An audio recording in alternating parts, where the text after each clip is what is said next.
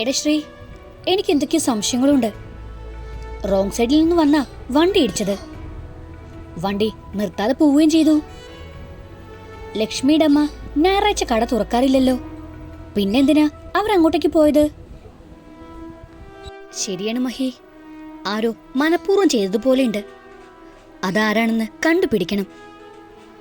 എനിക്ക് വിനോദിന് നല്ല സംശയമുണ്ട്. നീ പറഞ്ഞതുപോലെ ഒരു കാര്യത്തിൽ മാത്ര എനിക്ക് സംശയം. ഞായറാഴ്ച എന്തിനാണ് അവർ കട തുറന്നത്? അതും ലക്ഷ്മി പോലും അറിയാതെ. ശ്രീ, മോനെ, ഇങ്ങോട്ടേക്കൊന്ന് വന്നേ. മോളൊന്നും കഴിക്കുന്നില്ല. അപ്പച്ചി വന്ന് പറഞ്ഞപ്പോഴാ ഞാനത് ഓർത്തത്. നേരം ഇരുട്ടായി തുടങ്ങി. അവളിതുവരെ ഒന്നും കഴിച്ചിട്ടുണ്ടാവില്ല. ശ്രീ വേഗം തന്നെ അകത്തേക്ക് കയറി. അവിടെ തളർന്നു കിടക്കുന്ന ലക്ഷ്മിയെ കണ്ടപ്പോ അവന് സഹിക്കാനായില്ല. കുറച്ചുനേരം കൊണ്ട് തന്നെ അവൾ ആകെ മാറിപ്പോയി. അവളെ നെഞ്ചോട് ചേർത്ത് ആശ്വസിപ്പിക്കാൻ അവൻ വെമ്പൽ കൊണ്ടു. അടുത്ത വീട്ടിലെ ചേച്ചി ഭക്ഷണം കൊണ്ടുവന്നിട്ടുണ്ട്. തന്നെ കണ്ടപ്പോ ആ സ്ത്രീയുടെ മുഖത്ത് അത്ഭുതമായിരുന്നു. അന്യഗ്രഹ ജീവിയെ കാണും പോലെയാ തന്നെ നോക്കുന്നത്. പക്ഷേ അതൊന്നും അവൻ ശ്രദ്ധിച്ചില്ല. ലക്ഷ്മിയുടെ അടുത്തേക്ക് ചെന്ന് അവളെ വിളിച്ചു. ലച്ചു, എഴുന്നേറ്റേ, എന്തെങ്കിലും കഴിക്കേ. അവൾ മുഖമുയർത്തി. കരഞ്ഞു കലങ്ങിയ കണ്ണുകളും മുഖമാകെ ചുവന്നു വീർത്തിട്ടുണ്ട്. ശ്രീയെ കണ്ടതും അവൾ വിങ്ങിപ്പൊട്ടി. ശ്രീയേട്ടാ, എന്റെ അമ്മ. പോയവര് പോയി. നീ ഒന്നും കഴിക്കാതിരുന്ന മരിച്ചു പോയവര് തിരിച്ചു വരുവോ? എനിക്കൊന്നും വേണ്ട. ഇന്നലെ വരെ എൻ്റെ അമ്മയുടെ കൂടെ ഇരുന്ന ഞാൻ ഭക്ഷണം കഴിച്ചിരുന്നേ. ഇനി ഞാൻ ആരെ കൂടെ ഇരുന്ന് കഴിക്കും? എനിക്കിനി ആരാ ഉള്ളത്? മോളെ, നിനക്ക് ഞങ്ങളൊക്കെ ഇല്ലേ? ആരൊക്കെ ഉണ്ടായാലും എൻ്റെ അമ്മകളും വരില്ലെല്ലാരും. അവൾ ഏന്തി കരഞ്ഞു. അപ്പച്ചി, ഇവളെയും കൊണ്ടുപോയാലോ വീട്ടിലേക്ക്? വിട്ടിട്ട് പോവാൻ പറ്റണില്ല, ശ്രീഹരി പറഞ്ഞു. അപ്പച്ചിയുടെ കയ്യിൽ പിടിച്ച് അപേക്ഷാഭാവത്തിലാണ് അവനത് പറഞ്ഞത്. നീ പറഞ്ഞതാ ശരി, കൊണ്ടുപോവാം. വീട്ടിലേക്ക് മാത്രമല്ല, നിന്റെ ജീവിതത്തിലേക്ക് കൂടി. എന്തിനാ ആന്റി എന്റെ അമ്മേന്റെ കട തുറന്നത്? എന്നോട് ഒരു വാക്കു പോലും പറയാതെ.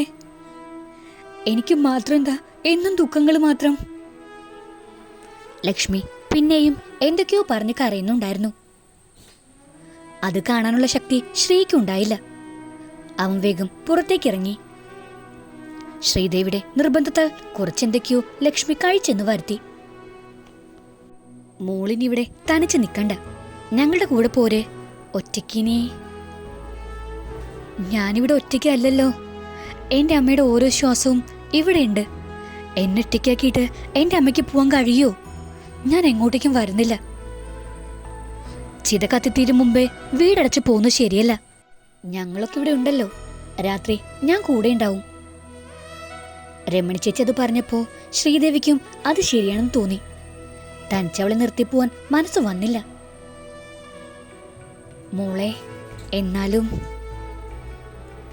ആന്റി പൊക്കോളൂ, വിഷമിക്കണ്ട. എനിക്കിവിടെ ഇവരൊക്കെ ഉണ്ടല്ലോ. മോളെ ശ്രദ്ധിച്ചോണേ ചേച്ചി, ഞാൻ പോയിട്ട് നാളെ വരാം. ലക്ഷ്മിയോട് കൂടി പറഞ്ഞിട്ട് ശ്രീദേവി പുറത്തേക്കിറങ്ങി. നേരം ഇരട്ടി തുടങ്ങി. പക്ഷികൾ കൂടണഞ്ഞു. പടിഞ്ഞാറ് ഭാഗത്തു നിന്നും മിന്നലുണ്ട്. മഴയുടെ ആരംഭം. ചിതയിലെ തീയണഞ്ഞിട്ടില്ല. ചെങ്കനലിന്റെ തിളക്കം കൂടി വരുന്നുണ്ട്. ശ്രീമോനെ, മഴ വരുന്നുണ്ടെന്ന് തോന്നുന്നു. ചിതയില് വെള്ളം വീണാല് അതണയും. എന്തെങ്കിലും ചെയ്യണം. ശ്രീഹരിയും മഹിയും ചേർന്ന് മുൻവശത്ത് കെട്ടിയ ഡാർപ്പായ അഴിച്ച് ചിതയ്ക്ക് മുകളിലായി കെട്ടി. നമുക്ക് പോവാം മോനെ. അപ്പച്ചി, ലക്ഷ്മി അവൾ കൂട്ടുന്നില്ലേ? അവളുടെ അമ്മയെ മോനെ അവിടെ കത്തിത്തീരുന്നേ. ചിത കത്തിത്തീരും മുമ്പേ അവളെ കൊണ്ടുപോകുന്നത് ശരിയല്ല. പക്ഷെ അപ്പച്ചി, ഇവിടെ ഒറ്റയ്ക്ക്. നീ പേടിക്കണ്ട, കൂട്ടിന് അടുത്തുള്ള ചേച്ചിയുണ്ട്. അവളോട് പറഞ്ഞിട്ട് വാ, ഞാൻ വണ്ടിയിലിരിക്കാം. വീണ്ടും ലക്ഷ്മിയെ കാണാനുള്ള വിഷമം അവനുണ്ടായി. അകത്തേക്ക് കടന്നപ്പോ ചുവരിൽ ചാരി അവൾ ഇരിക്കുന്നുണ്ടായിരുന്നു. കണ്ണ് അടച്ചിട്ടുണ്ടെങ്കിലും കണ്ണുകളിൽ നിന്നും ധാരയായി കണ്ണീർ ഒഴുകുന്നുണ്ടായിരുന്നു. ലച്ചു, അവൻ മൃദുവായി വിളിച്ചു. പോന്നൂടെ എന്റെ കൂടെ? ശ്രീ ലക്ഷ്മിയുടെ അരികിലായിരുന്നോണ്ട് ചോദിച്ചു. അവൾ കണ്ണു തുറന്നു. ശ്രീയേട്ടൻ പൊക്കോളൂ, ഇവിടം വിട്ട് ഞാൻ എങ്ങോട്ടേക്കുമില്ല. നിന്നെ തനിച്ചാക്കി ഞാൻ എങ്ങനെ പോവും? പോണ ശ്രീയേട്ടാ, ഇവിടെ നിന്നും മാത്രമല്ല എന്റെ ജീവിതത്തിൽ നിന്നും. ലച്ചു, നിനക്ക് ഇനിയും പിണക്കം മാറിയില്ലേ? അപ്പോഴത്തെ ദേഷ്യത്തിനാ ഞാൻ നിന്നെ വഴിയിൽ നിർത്തിപ്പോയത്. എനിക്ക് ആരോടും ദേഷ്യവും പിണക്കമൊന്നുമില്ല. മരിക്കുന്നതിന് മുമ്പായി എൻ്റെ അമ്മയ്ക്ക് കൊടുത്ത വാക്കുണ്ട്, അതെനിക്ക് പാലിക്കണം. അതുകൊണ്ട് എന്താ നീ നിർത്തിയത്? ശ്രീയേട്ടൻ ഇനി ഇവിടെ വരരുത്. ശ്രീയേട്ടനുമായിട്ട് ഒരു ബന്ധം ഉണ്ടാവില്ലെന്ന് ഞാൻ എൻ്റെ അമ്മയുടെ തലത്തോട് സത്യം ചെയ്തതാ. എനിക്കതിനി പാലിച്ചേ പറ്റൂ. ലച്ചു, നിനക്കെന്നെ മറന്നുകൊണ്ട് ജീവിക്കാൻ പറ്റൂ? നിന്റെ അമ്മ ഇപ്പോൾ ജീവിച്ചിരിപ്പില്ല. ഇനിയും അമ്മയ്ക്ക് കൊടുത്ത സത്യം മുറുകെ പിടിച്ചിരിക്കാനാണോ? ഇന്ന് രാവിലത്തെ സംഭവം ഓർമ്മയുണ്ടോ?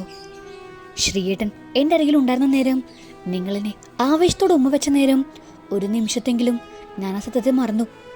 അതിൻ്റെ ഫലമാണ് എൻ്റെ അമ്മ എന്നെ വിട്ടുപോയത്. ഞാനാണ് എൻ്റെ അമ്മയെ കൊന്നത്. ഞാൻ ചെയ്ത തെറ്റുമൂല അമ്മയ്ക്ക് ജീവൻ നഷ്ടമായത്. ഇതിനുള്ള പ്രായശ്ചിത്തം എനിക്ക് ചെയ്തേ തീരൂ. ലച്ചു, ഞാനൊന്ന് പറയട്ടെ? വേണ്ട ശ്രീയേട്ടാ, ഇനി നമ്മൾ ഒരിക്കലും കാണരുത്, ഇങ്ങോട്ടേക്ക് വരരുത്. വന്നാ ഒരു പക്ഷേ എൻ്റെ ജീവനില്ലാത്ത ശവമായിരിക്കും നിങ്ങൾ ഇനി കാണേണ്ടി വരിക. അതുകൊണ്ട് ദയവ് ചെയ്ത് ഒന്ന് പോയി തരുമോ? അവൾ കുനിഞ്ഞിരുന്ന് കരഞ്ഞു. ശ്രീ ഒന്നും മിണ്ടിയില്ല. ഈ സമയം അവളോടൊന്നും പറഞ്ഞിട്ട് കാര്യമില്ലെന്ന് അവൻ അറിയാമായിരുന്നു. മോനെ, നേരെ ഇരുട്ടി. ഇവിടെ കുട്ടി മാത്രമേ ഉള്ളൂ. വെറുതെ അതിന് ചീത്തപ്പേരുണ്ടാക്കരുത്. അമ്മയായിട്ട് ഒരു കളങ്കം ഉണ്ടാക്കിയതാ. ആരുമില്ലാത്തവളാ. ഒന്ന് പോയി തന്നാ ഞങ്ങൾക്ക് ഈ വാതിലടയ്ക്കായിരുന്നു. രമണി ചേച്ചി അത് പറഞ്ഞപ്പോ ശ്രീ ഒന്നുകൂടി ലക്ഷ്മിയെ നോക്കി. അവൻ അവിടെ നിന്ന് ഇറങ്ങി. അത് ലക്ഷ്മിയുടെ ജീവിതത്തിൽ നിന്നുകൂടിയായിരുന്നു. വീട്ടിലെത്തിയപ്പോ ശ്രീധരനും മാധവനും അവരെ കാത്തിരിപ്പുണ്ടായിരുന്നു. തല താഴ്ത്തി അകത്തേക്ക് പോവാനൊരുങ്ങിയ ശ്രീയെ ശ്രീധരൻ തടഞ്ഞു.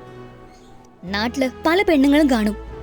അവരുടെയൊക്കെ ജീവിതം ഏറ്റെടുക്കാനാണ് നിന്റെ ഉദ്ദേശമെങ്കിൽ പിന്നെ നിനക്ക് ഈ വീട്ടിലെ സ്ഥാനം ഉണ്ടാവില്ല. വല്ല പേഴ്ചകളും വണ്ടി കയറി ചത്തിട്ടുണ്ടെങ്കിലേ അതിന്റെ ചിലവും കാര്യങ്ങളും നോക്കേണ്ടത് നീയല്ല. അച്ഛൻ എന്തറിഞ്ഞിട്ടാ ഈ പറയുന്നേ? ആരുമില്ലാത്തൊരു കുട്ടിയെ സഹായിച്ചത് ഇത്ര വലിയ തെറ്റാണോ? സ്വന്തം അച്ഛൻ സമ്പാദിച്ച പണം ഒരു ഉളുപ്പില്ലാണ്ടേ കണ്ട തന്തയില്ലാത്തവർ കൊണ്ടുപോയി കൊടുക്കാൻ നിനക്ക് നാണമില്ല മോനെ? മാധവന്റെ ആ വാക്കുകൾ കേട്ടപ്പോ ശ്രീക്ക് അരിശം വന്നു. ലക്ഷ്മിക്കൊരു അച്ഛനുണ്ട്. ആരാണെന്ന് എന്നെ കൊണ്ട് പറയിപ്പിക്കരുത്, അതാ നിങ്ങൾക്ക് നല്ലത്. അവനതും പറഞ്ഞ് പുറത്തേക്ക് തന്നെ പോയി. എല്ലാത്തിനും കൂട്ട് അപ്പച്ചിയായ ഇവളും ഉണ്ടല്ലോ. പഴയതൊന്നും മറന്നിട്ടില്ലല്ലോ. മാധവൻ ശ്രീദേവിയുടെ കയർത്തു. എല്ലാം ഓർമ്മയുണ്ട് മാധവേട്ടാ. ഒരിക്കലും മറക്കാനാവാത്തതാണ്. ഈ നെഞ്ചിൽ അണയാത്തൊരു തീപ്പുരയായിട്ട് കിടപ്പുണ്ട്. കൂടെ പുതിയതായി അറിഞ്ഞ സത്യങ്ങളും. ശ്രീദേവിയുടെ കണ്ണിൽ ദേഷ്യം ആളിക്കത്തി. മാധവൻ ഒന്ന് ഞെട്ടി. അയാൾ ശ്രീധരനെ നോക്കി. രണ്ടുപേരുടെയും മനസ്സിൽ പുഴയിലെ വെള്ളത്തിൽ ശ്വാസം കിട്ടാതെ മരണത്തിലേക്ക് പോകുന്ന ആ ദയനീയ മുഖം മാത്രമാണ് ഓർമ്മ വന്നത്. മാധവ, അവൾ എന്തൊക്കെയോ അറിഞ്ഞ മട്ടുണ്ട്. രാഘവന്റെ മരണം അതിന്റെ ഈ കൈക്കൊണ്ടാണെന്ന് ആരെങ്കിലും അറിഞ്ഞാ ഇത്രനാളും പണിതുയർത്തിയ അന്തസ് ചീട്ടുകൊട്ടാരം പോലെ തകർന്നു വീഴില്ലേ? ശ്രീധരൻ തലയ്ക്ക് കൈ കൊടുത്തുകൊണ്ട് താഴെയിരുന്നു. ദേവി അറിഞ്ഞിട്ടുണ്ടെങ്കിൽ അവളുടെ നാവിൽ നിന്നും അതൊരിക്കലും പുറത്തു വരില്ല. അത് ഞാനേറ്റു. മാധവൻ അയാൾ ആശ്വസിപ്പിച്ചു. കുടുംബത്തിന് ഒരു ചീത്തപ്പേര് എന്റെ പെങ്ങളായിട്ട് ഉണ്ടാകുമെന്ന് വന്നപ്പോഴാ നീ ഞങ്ങളെ രക്ഷിച്ചത്. ഇനി അതും മകൻ തുടർന്നാ കൂടെ നിക്കണം മാധവ. നിന്റെ പെങ്ങള് ഒരു തോണിക്കാരനെ പ്രണയിച്ചപ്പോ അവനെ എന്നേക്കുമായി ഒഴിവാക്കാൻ ഞാൻ കൂട്ടുനിന്നിട്ടുണ്ട്. ഇനിയും അതുണ്ടാവും. ഭാര്യയുടെ സഹോദരൻ എന്ന നിലയിലല്ല, ഒരു ആത്മാർത്ഥ സുഹൃത്ത് എന്ന നിലയിലാ ഞാൻ അന്നും ഇന്നും നിന്നെ കണ്ടിട്ടുള്ളൂ.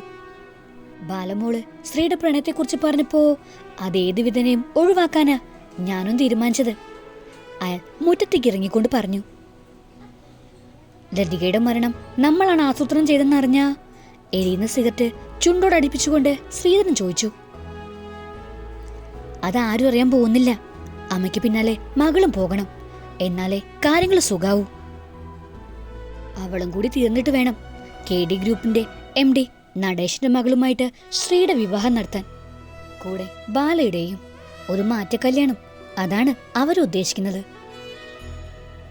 എല്ലാം നടക്കും ശ്രീധര, എന്തിനേതിനും ഞാൻ കൂടെയുണ്ട്. ബിസിനസ് തകർന്ന് നാട്ടിൽ പോവാൻ പറ്റാത്ത സാഹചര്യത്തിൽ വന്നപ്പോഴാ തെങ്കാശിയിലെ ഒരു ജോലി കിട്ടിയത്. അവിടുത്തെ തുണിയെടുക്കാൻ വന്നപ്പോ നീയുമായി പരിചയത്തിലാവുന്നതും ആ നെയ്ത്തുശാല വാങ്ങാൻ സഹായിച്ചതും നീയാണ്.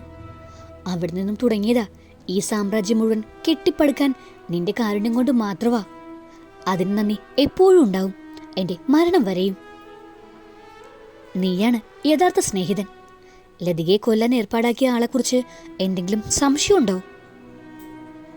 ഇല്ലടാ, ആ വണ്ടി അയാളും ഇപ്പൊ തന്നെ ഏതോ കായലിൽ മുങ്ങി താഴ്ന്നിട്ടുണ്ടാവും, ഒരു തെളിവ് അവശേഷിക്കാതെ. ശ്രീധരന് അത്ഭുതം തോന്നി. ഇനിയാർക്കും ഒരു സംശയവും ഉണ്ടാവില്ല. അയാൾ ഉള്ളാലൊന്ന് ചിരിച്ചു.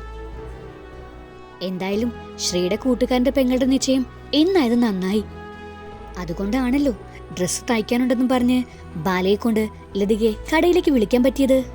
നിശ്ചയത്തിന് പോകേണ്ടതുകൊണ്ട് വേഗം വരണമെന്ന് പറഞ്ഞപ്പോ അവൾ ഓടിയെത്തതും ഗുണം ചെയ്തു. ആരും സംശയിക്കില്ല തന്റെ ബുദ്ധിയെ. ഇനി ശ്രീയെയും ലക്ഷ്മിയെയും പിരിക്കാനുള്ള എളുപ്പ വഴിയായി. ശ്രീധരൻ പറഞ്ഞു.